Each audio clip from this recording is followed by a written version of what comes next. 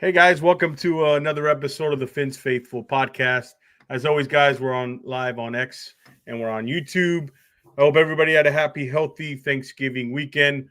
I hope your Thanksgiving was better than the Miami Dolphins. They lose 30-17, obviously to the Green Bay Packers, falling to 5-7. And to help me break down the game and kind of what this all means, I'm honored to be joined by a very special guest, a former Miami Dolphin great.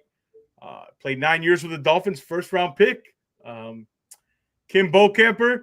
Also, you have a podcast now out to pasture with another one of my favorites, Joe Rose. Kim, I know you have a lot on your plate. I didn't even list half the things you do, but thank you for giving me some time and joining me this evening. How are you? That's my pleasure to join you, George. All right, so let's before we get into the game, quickly tell me a little bit about the Out to Pasture podcast. Kind of how did you get this going and started, and kind of what did you want to get out of it? Yeah, you know what? I never thought I'd get into the podcast world. It just seemed like too crowded of a space to me, and so I'm sorry, moving around here. So I just I kind of didn't go, and then a couple of years ago I had some health issues, and I actually I went into AFib, which is when your heart goes out of rhythm, and I had a tough time breathing, and and I actually saw a commercial on TV with Kareem Abdul-Jabbar talking about it, and I go, that sounds exactly like me. So anyway, so I went to the doctor, and go through a 6-month period, kind of went through that, and then it was when we were in Kansas City last year, actually, for the playoff game. Weather was bad, and I just did a pregame show outside, and I got back into the booth, and my cardiologist called me and said, "Hey, Kim, you don't look very good." And I said, "Well, I don't feel very good." And so he said, "I wish I could get an EKG from you." So I had an Apple Watch, and he said, "I wish I could get EKG from you." I said, "Well, I got an Apple Watch, and it has an EKG on here, but it's probably not very reliable." He goes, No, it's really reliable." So 30 seconds, I put in, had an EKG, and he goes, "Oh, you need to come in as soon as you guys land. You need to come in, and we need to get you fixed up." And so it kind of, so the technology of what happened struck me at that point, to where, look, I was driving down the road, and I look over the guy next to me. He's probably about 30 years old. And, he's got his phone. He's flipping through. He's looking at TikTok, looking at girls' breasts, and golf lessons and stuff. And I'm using my watch to try to save my life. So I thought, how many people are so basically what it came was I think I found a space that wasn't so crowded, the 50 and over space. I'm 70 years old now, so 50 and over, and we're this is all the baby boomers here, and no one's really speaking to them. So I figured, since it's a kind of wide open space, so it's Joe Rose and I, and we've talked to Larry Zonka, we've had Johnny Bench, we've had Dave Barry, the author, we've had Stan Van Gundy, Dave Wanstead. We've had we had guys. You got to be 50. George, I'm sorry to tell you, 50 years old to get on my. That's all right. But we talk about aging. We talk about aging and what you can do to get some joy out of your life, and in the older, in your older years, and those types of things. And so we just put a podcast there, Out to Pasture. We drop it every other Wednesday for about 35 minutes, and try to get some doctors involved and give some message. But we do it it's Joe and I are too stupid to do anything really serious, so we kind of have a little fun and make it entertaining, and just speak to people that are in our age group. Yeah, I'm also a big fan of Joe. I grew up listening to Joe, so I thought, wow, the combination is real fun. I hear you all the time on Joe's show in the morning on QAM, but it's hard to reach Joe. I would like to get Joe on too, but it's hard to reach. Joe's got a lot going on, but Joe's hard because first of all, he's busy. Yeah, and usually he doesn't answer the phone very often. There were, for years and years, I would call him and he wouldn't answer, and then I know Joe real well, so one day I called him and I said, "Hey, Joe, I got a sponsorship gig, a little bit thing. They're going to pay us $10,000 a piece to do an hour's worth of work." Right? He answered, huh? He called me within 30 seconds, and I go, Joe, I don't have anything for you. It's the only way I can get you to call me back. So, oh, that's good. I got to use that. Oh, yeah, and yeah, I caught it a couple episodes. Good stuff. I encourage everybody to go check that out. And you talk about the AFib stuff. I had some of that in my family, and I also read. You do a lot of charity work, especially with the American Cancer Association. I just lost my aunt. She had cancer. yeah. It's near and dear to my heart. Talk about your involvement in that, and kind of if people want to, what people don't know where to reach out to help. They want to help. Maybe they don't know how to do it. Well, you can just go to, you can easily go to American Cancer Society. If you don't know, and then you can find there's offshoots of American Cancer Society and everything. I got involved with them early in my career, really for no other reason than I thought it was a good cause. And then, unfortunately, about 10 years ago, I lost my wife of 31 years to cancer, to colon cancer. And so then I became certainly more involved in it. And, I've been involved quite a bit in the Dolphins Cancer Challenge. It's a bike ride that's raised, I think they've raised almost $80 million for cancer. And every penny that's raised goes directly into us. There's no fees. There's no, the Dolphins pretty much finance the whole thing. So every penny raised goes into to cancer research. And so I've been doing a lot with that. And the late great Jim Mandich, it's kind of got started after we lost Jim, or as he was down in his last year. And I think the first year we did it, he rode, and I think that was the last time we had Jim with us. And so Jim was a real good friend of mine. So and look, I don't think you can run into anybody that hasn't been touched by cancer one way or another. So and the good thing is with the money that's being raised and the research that's going on, they're actually getting close to cures. I mean, like testicular cancer is curable. There's a lot of cancers that if you catch them properly or early, they're curable. So making some headway, but there's still a long way to go. Yeah, I hope you're right, man. That's it's awful, but yeah, Jim was another guy. Listen, I mean, you're bringing up these names. I mean, Mandich. I grew up on, Mandich, Hank. Yeah.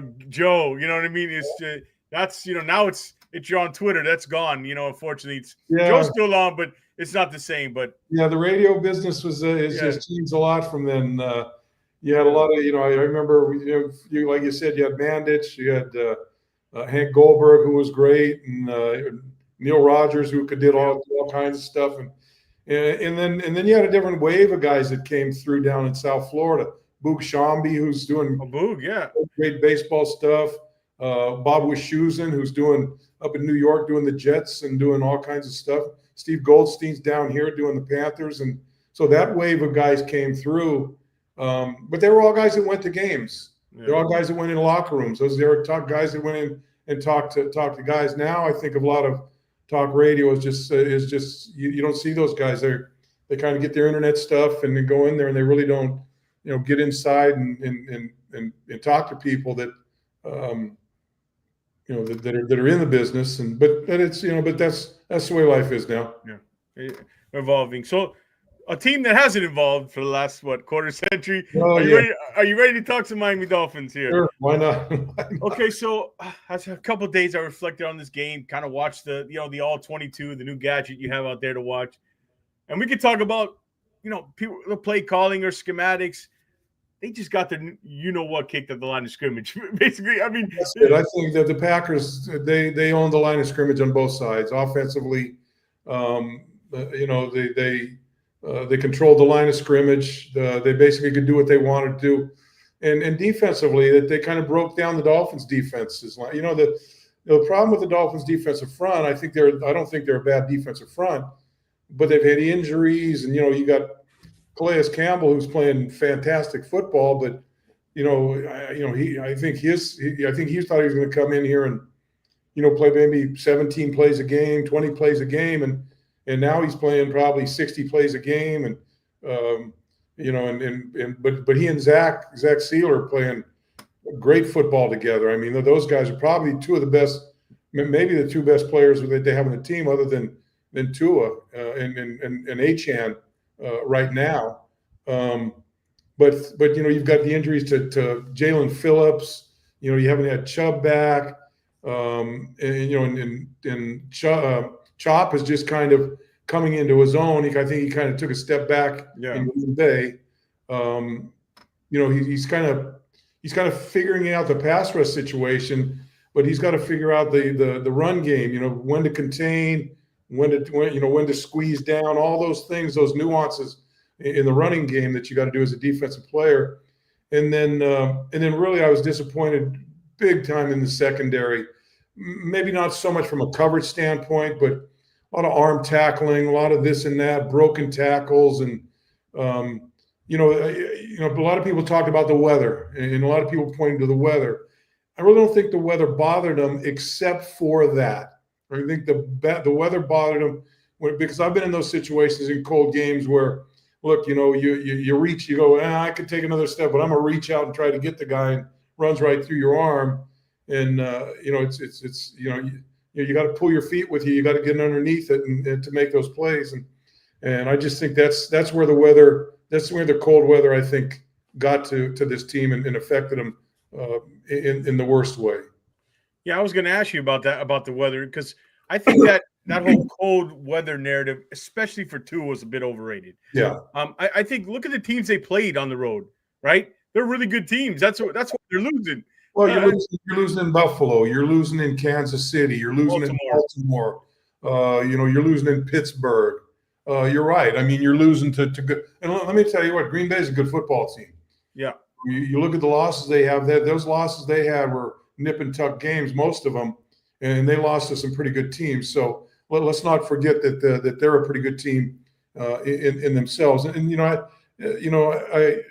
I did a post-game show up there, and one of the guys, this guy Mike Cunha, that does the post-game show with us on CBS, said, well, the sideline reporter said the Dolphins brought 3,000 pounds worth of gear, And, well, you got to bring 3,000 pounds worth of gear, but I'm looking at the field. Nobody was bundled up. Nobody was overburdened with, pad or, extra stuff underneath them. I think that's kind of a cop out for something like that. So I really don't think it affected them in the most way.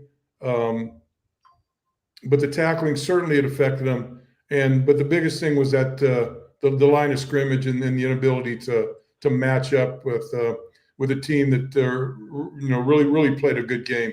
Yeah, they got a heck of that. Green Bay offensive line is pretty good. Those two tackles and the guards, the young guards, are real good. But to me, it would be the wind. I didn't see it affect Tua. It wasn't windy. It wasn't a windy day. Yeah. It really, the wind did. The funny thing, and I don't mean the way I saw it up there, that in the first half you kind of threw some balls that were one of them got away and went a little high over, I think it was maybe Tyreek or somebody, and then a couple that he just, first half he wasn't as sharp as he's been over the last few weeks. Now in the second half, he came back. He was throwing the ball on point. He was there on time. He was getting it on target. I just think that first half, there were some plays, there's some throws that he made that were, that he would probably like to take back and get another shot at. Maybe 3 or 4 out there in that first half. Yeah, I thought Tua was fine. I've heard people kind of lay the game on his shoulders. No, I don't agree with that. If I had put a thing of top 10 reasons why we didn't win that game, he's nowhere near the top. No.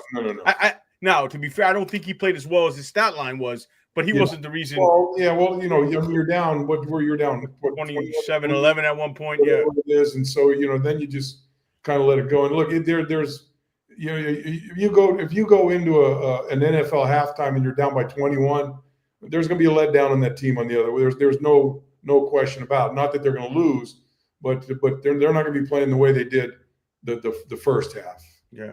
I'm still waiting. Look, I'm still waiting for Tua to give us that game where he carries it. He's the bus driver on it, and that's it. It's that game I'm waiting for. He's a good quarterback. People who get on him, that's ridiculous. Well, look, there's a couple things that I think Mike could do to help him out. I thought when they got down to the 1 yard line, I thought let's go let's get the up tempo. Let's not give them don't give them a chance to get their people in. Don't huddle, go no huddle. Get them on some couple quick plays and see if you can get them while they're disheveled a little bit. But then they huddle up and they call the play, and everyone's now they're sitting there and they're ready to go, and then you throw 2 passes down there. So and I think Mike even said after the game he'd like to have that series back and from a play calling standpoint. Oh. Yeah, I mean, they had to get that 1 yard. They couldn't get the 1 yard. They started with A-Chain. They got discouraged. Obviously, they didn't trust that the line's going to get the push. Yeah. But this is where I really, situationally, Mike, I think this is really where he struggles as a coach. Yeah. Well, one of the things, I was watching Jonnu Smith and Tyreek Hill weren't on the field in that 4th down when he took the sack. Yeah. And his first option was Ingold. And Ingold fell down. Ingold was covered regardless. Yeah. And Bo, his second option, I think, was Durham Smythe. I mean, maybe you, as a former player, I couldn't figure out why those guys wouldn't be on the field. There's been some times, I forget which game it was. I think it was maybe Tennessee where they lost at home. Oh. And it was when we had Robbie Chosen and I'm looking at that and I'm going, you got big plays. You got 2nd and 7 and you got Robbie Chosen and whoever, I forget who the other guy was. And Tyreek and Waddle on the sidelines. I'm going, well, some of the ways that they've utilized their players, you scratch your head. I do offensively and defensively sometimes. But teams now are getting this rotation. They get in rotation and they're not going to get away from it, and no matter what the down and distance is. So but yeah, it's odd where you have two of your playmakers off the field.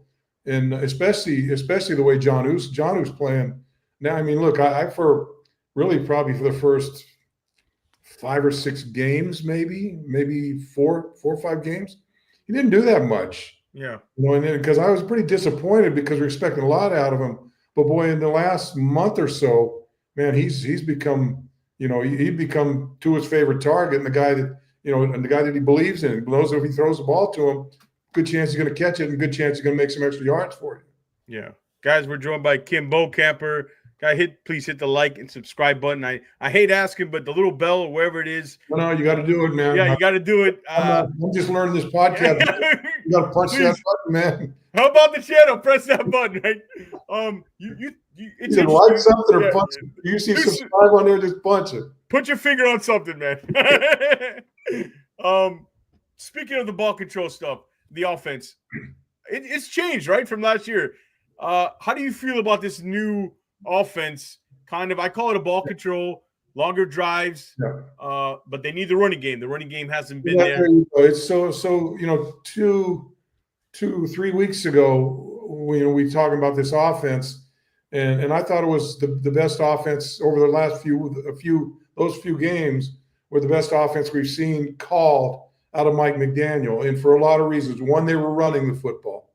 They're running the football effectively.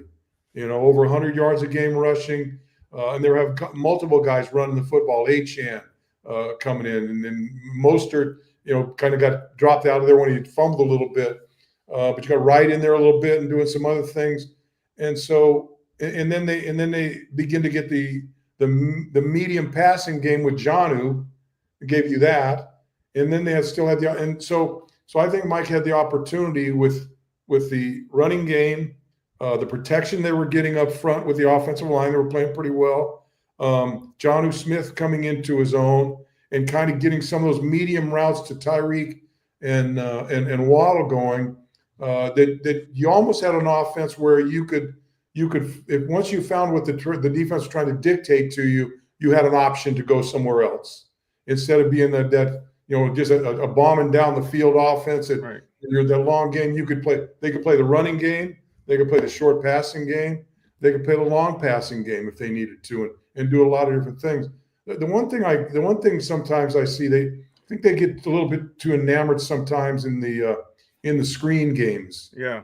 And especially too high stuff. Especially some of the wide out screens and stuff like that. I think teams seem to be sitting on those pretty much. I think they've seen, especially the Tyreek. Yeah, exactly. Yeah, those don't seem to go anywhere now. Yeah. But I liked these last few games. I mean, with the exception of this game. But even this game, the offense had moments. I do think this new style offense is a little more reliable. No, I do too. Yeah, I do. But we can't have the problem is all the money is on the outside, and they can't just be decoys, though, right? I think they got to find a little bit of a happy medium. Well, so here's what I think about it. I also think this. They need to find that third wide out. You know, they've got the two guys out there, and they've got nobody coming in that middle zone to cross it. Everyone's talking. I don't know. Look, they've been this NFL's been playing two deep safeties. Yeah. As long as the NFL's been, as long as I think the first time they threw a football, the second time they had a two deep back there. I don't understand either. All of a sudden, that's become the they're playing the two deep defense. But I think the Dolphins need that middle. Look, they're bringing Odell Beckham. Odell has given them nothing. He's really, to me, he's a disappointment in there. To me, the thing that really hurt him early on was when they lost Craycraft during the regular season. I'm a big fan of River Craycraft for two reasons. He runs great routes, and I know that Tua believes in throwing him the football because he knows he'll catch it. And so if they had him or somebody like him running those intermediate routes, maybe pulling those safeties up a little bit, then you could get the ball over the top a little bit. And I think that's one of the things that I'd like to see them kind of get going a little more. But I think that's why they brought in Odell. He puts on a pretty good show in pregame, but it doesn't translate to game time. Yeah, he just looks like there's not much left in the tank. He doesn't run very good routes, and he's just there. Yeah. he's Craycraft, a great point by Steve there in the chat. He's also a great blocker. And Malik, I know he fumbled the ball, but he's been coming on, right? Malik's fine. Malik's fine. He's a young guy. He's going to have those things are going to happen. The punt, in Green Bay certainly put the Dolphins in a hole. I think he's going to be a good receiver for us. I agree with you. Yeah, I like him. Now, I'll tell you what I maybe took for granted was Austin Jackson. The running game, especially the outside zone stuff. I mean, I like Kendall Lamb. He's serviceable replacement, but he's not Austin Jackson, especially with the outside zone. I think he's taken a hit, and I believe I read somewhere the last few games they've been under just a tad under 3 yards a carry. It's a problem. Austin Jackson injury is a problem. They're down to, I think their young numbers have been like 40, 60, middle of the road yardage, and they're still trying to run the football, and they're just not getting that space. Really, the only guy that's giving you much yardage is Achane. Yeah, and a lot of that he's doing on his own. His ability to make cuts in tight quarters gives him that opportunity to squeeze through there. But I think when Austin Jackson went down, and look, Kendall Lamb is like you said, he's a serviceable guy. He's a pro, but there's a reason you picked Austin in the first round, and he just came into his own last year. Fortunately for him, got a little contract, and it was going pretty well before he went down. Yeah, and you mentioned the secondary. Javon Holland, I can't figure. I've been waiting for Javon to take that next step. I know he's been injured, kind of waiting. Everybody told me this is the next great safety. Yeah, I said, well, there's another level there that needs to be unlocked for me. He's a free agent, and I heard he's looking for the money. He's looking for the bag. Yeah. Do you see this similar to a Christian Wilkins situation? I do. If I was a betting man, you asked me, I say he's not back next year. No, I think you hit the nail on the head. I think that, and look, this is the one thing I don't understand. And look, I let Chris Grier do his job. It is what it is. But I don't see where you and it's been going for a while. You draft a Christian Wilkins who's I mean, I love the way Christian Wilkins play. You can argue whatever. Not enough sacks. Well, he had plenty of sacks last year, but that guy, it seemed like every play he disrupted something, right? Maybe if he pushed the guy back and the running back had to bow out to get around, he caused problems. And so you develop him, and then you let him go. You do the same thing with Van Ginkel, right? Oh. You let Van Ginkel go for pennies, of what he's worth, And I think that Javon Holland's in that same path. And I for the life of me don't know why you draft him, but you develop him, but you don't want to keep him. You'll just go out and get a Marcus May, or you'll get somebody else out there to come in and fit in. And I'm with you. Look, I think Javon Holland's a really good player, but I think he's known since last year that he's not going to get that contract. And so, I don't, maybe it weighs on him. I think he's got the ability to be a really good football player, and I wouldn't be surprised if he goes somewhere and you see like a Van Ginkel type of situation with him somewhere else, Like how Minka went to Pittsburgh. Yeah, there you go. Same thing. You draft him and and give him away, and then here you are. Yeah, and you just got to, or you're drafting a safety next year again, and you're instead of paying him, you're drafting another one using the draft picks. I want to talk about. I'm curious of your opinion because you played for the great Don Shula, obviously. Mike McDaniel, we talked about the 1-15 versus the winning record, teams with winning record. I mean, that's when you think about that number, it's crazy. Yeah, I almost think he kind of gets himself excited in these games and the wish we were colder shirts. I mean, he talks about this stuff, and he kind of. I don't know if he kind of freezes up or chokes up during the game, but do I guess my second part is he's obviously the polar opposite of what Shula was, right? I would imagine. No, 100%. Do you think this player empowerment new wave of coach that he takes to the max, do you think it works? And how do you kind of view Mike sort of in his, what is his third year now? We certainly not Don Shula. No. Don didn't say much. I mean, well, he said a lot. I mean, but he wasn't a pep talk guy. He wasn't he let you know where you were at, and if he wasn't happy with you, you knew about it. And if he wasn't happy with you for a long time, you knew you weren't going to be around very much. And I think and look, this I think is. I've been saying this for years now. What we're seeing in all of sports in our country, and I'm not talking about politics, but around is the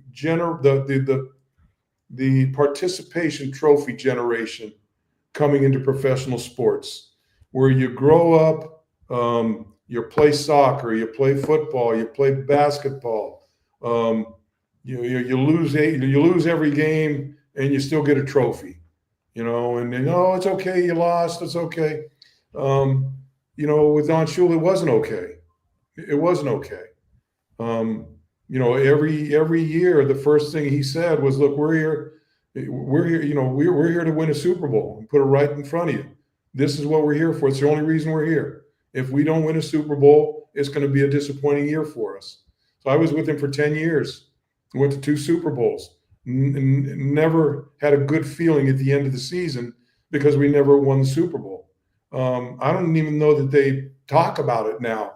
I've heard coaches come in here that came in here and go, "Oh, we don't want to put that much expectation on these guys." Well, if you're not going to put the expectation on them, they're going to shoot for that lower bar, and just so. But I think Mike is, he believes in. Allowing the players to be themselves, allowing them as a group to manage their emotions and I don't think I've heard when he's in the meeting rooms and watching tapes, of games, he can get pretty harsh, which you've got to do, but. I just don't know that it translates. All these teams have the same rules. The NFLPA has negotiated in collective bargaining that in 17-game season, you can only have 14 padded practices. During training camp, you can only have so many padded practices. You can only be on the field for so long. You can only do this amount. You can only do this amount. So you've got parameters within there that don't look. I mean, I remember when I came in here, most of the 17-0 guys were still there, and they were talking about having 4-a-day practices. And I'm going, oh my gosh. And we'd have 3-day practices, and now they don't have any 2-day practices. And so I don't know, but so everybody's playing by the same rules. Yet you look at the Detroit Lions, that's a tough football team with Dan Campbell. You look at the Baltimore Ravens, that's a tough football team. Even the 49ers, they're a tough football team, and they've got a young coach. Pittsburgh Steelers, they're a tough football team. So there are teams that have figured it out within the parameters of what collective bargaining gives you, and be tough teams to win tough games. And I believe you got to be a tough team to win tough games. And I don't like to say, talk about the Dolphins, or being soft, but it's obviously there's something missing when they come to the dominant teams that they face. Because look, I'm not. I don't like to say, oh, we did this, we did that, we did this, we did that. We won a lot of games. We played against a lot of really good football teams, and we won more than our fair share of games against really good football teams on some of the biggest stages in the National Football League. The vaunted Bear football team that came in, maybe the best defense in the National Football League, came in, and we were able to take them down. Playing against the big bad Raiders when they were the Raiders back in the day. Some of those teams, and if we lost, we weren't getting run over. It was a nip and tuck. Those were nip and tuck games. So, but somehow, some way, Mike McDaniel, and the team itself has to figure out how they're going to do it, because it's up to it's as much as the players as it is the head coach. Yeah, and to me, guys, we're here with Kim Bokamper. Please hit that like and subscribe button. We'll kind of finish in this topic here. I know you're short on time and you got plans, but Chris Grier, all right. We talk about roster construction. We talk about not being able to win at the line of scrimmage. I asked this question: how much has this team changed since he took over? Right, the end result has been the same: 8, 9, 10 wins. Yeah, maybe get in the playoffs, sneak in, maybe miss it by a game. Yes, the offense is fancier and dressed up, wrapped up prettier, more glitter on it. But he's the constant here, along with the owner. You can't get rid of the owner, obviously. Yeah. Mike. Well, look, the owner's not the problem. No, I agree. The owner's not the problem. The owner gives this football team everything they need and everything they want. So let's take that off the table. Yeah, agreed. But I'm just saying the two constants are the owner and Chris Grier. Yep. So my problem with Chris is I don't see conviction there. I couldn't even tell you what a Chris Grier team looks like, because it changes constantly. So if he's just the guy facilitating, there's some constants with Chris, and I've been, I'm not at odds. I don't, he runs a show, so I don't, I talk about what they've got, not what they don't have. But the one thing, the constant that I've seen on him is, how much has he invested in the offensive line? How much has he invested in the interior of the offensive line? You're always grabbing this guy off of the scrap heap, or that guy that's got 2 years left in him, and trying to patchwork an offense instead of who do we want? Was it the Green Bay? One of these teams we just played. That every one of their offensive line was a draft choice. Oh yeah, the Zach Tom kid. Yeah, the right tackle. Yeah, we took Channing. That's the year we took Tyndall, I think. So to me, at some point, you got to invest in the line of scrimmage. Like I keep saying, why don't you draft a good center, a really good center? Because if you draft a good center, he's going to make both guards better, right? I played with Jim Langer. He made both guards better. I played with Dwight Stevenson. He made both guards better. I saw Tim Ruddy play. He made both guards better. I saw Mike Pouncey play. He made both guards better. And so with a good center can do that. Or you go out and get, you look at that line they have with Ruddy, with Keith Sims, with Richmond Webb, all draft choices, all high draft choices in there. I forget who was on the right side. I think they had other people coming in. But those are dominant football teams. Those are dominant offensive lines. And we've been playing with makeshift offensive line. And I don't think he puts enough value in the defensive line either. I think that, Christian Wilkins being one example of that. I don't think he does that. It's look, you got a first round draft choice in Austin Jackson on tackle. You got Tehran there, and Tehran's Tehran. I think Patrick Paul's going to be a really good player for him, which probably would be the guy that steps up behind him when he goes. But at some point, you've got to get something good in the middle of that offensive line. Your two guards and your center, you've got to get better than they've had. Yeah, and they've had opportunities in every draft. They for some reason, I guess. When you flip to this defensive side, it's just kind of the similar type of thing. It's kind of piecemeal instead of get your guys developing and moving on. And we keep coming. We make all these other excuses, but it comes down to that at the end of the season is why we're not winning these games. And it was on display versus Green Bay. All right, so 5-7. I don't want to talk about playoffs. We got the Jets coming up. Yeah. I mean, it's not – I see the path. The path – I know there were a couple teams won yesterday that kind of hurt their chances. I think regardless, the Dolphins got to win out. Their best shot is maybe Denver losing two of their next 5 games. I mean, is it a possibility, you think, or is it more of a possibility? I mean, look, you're going to play the Jets twice, and the Jets are dumpster fire right now. The teams that concern me are San Francisco and Texas. Houston. Yeah, Houston. Those are the two teams. I think you can get by everybody else. But and so they do it. They're going to either go to Kansas City, they're going to go to Buffalo, or they're going to go to Baltimore, somewhere like that. And what are we picking? 20, and then we're picking 19th in the draft, and we're doing the whole thing over. It was funny because I just, it was someone on the plane, and the plane back came when we were talking, and they were, is it time for us to just let it go and try to get the best choice we can get?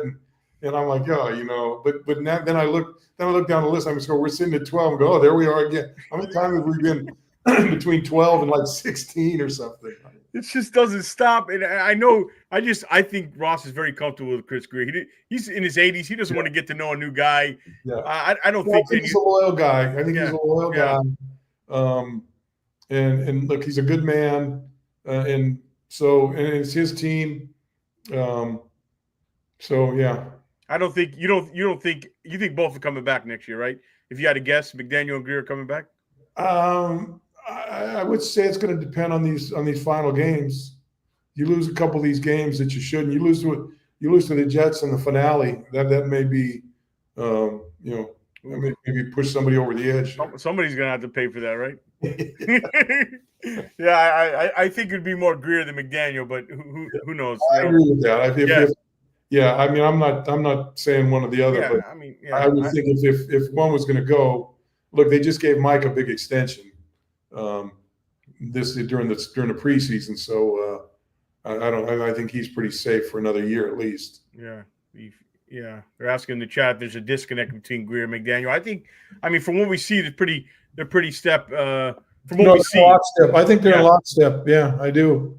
Although got a little controversy here about Shaq Barrett. Yeah, Shaq Barrett. How do you think they handled that?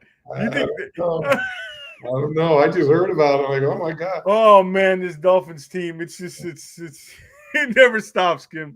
Hey, as long as it doesn't get to be Tony Sperano and and Jeff Harlan, yeah. Man, you probably got a book you can write about stories, Yeah. All right, Kim. I don't want to keep you too much longer. I know you got things to do. Before we go, plug, where they can follow you, your podcast, where they can find it, and all what you got going on. The podcast, we drop it every other Wednesday. You kind of let it sit there for a while. OutToPasturePodcast.com. You can get us on YouTube. You can get us on Spotify, Apple Podcasts, all the platforms that have podcasts. iHeart Podcast. Just check us out there, and we do the video portion of it on YouTube, and then we do the audio on all the other platforms. Yeah, go follow this podcast. Like this one, of course. Go to our website, outtopasturepodcast.com, and you can see all the shows and whatever we got going on. I'll try to get that in the link in the video here in the bottom of the video after. All right, Bo, thanks so much. Maybe we can do it again sometime after the season or something. Absolutely. Anytime you want. All right. As always, guys, take care. Stay Fins faithful. We're out.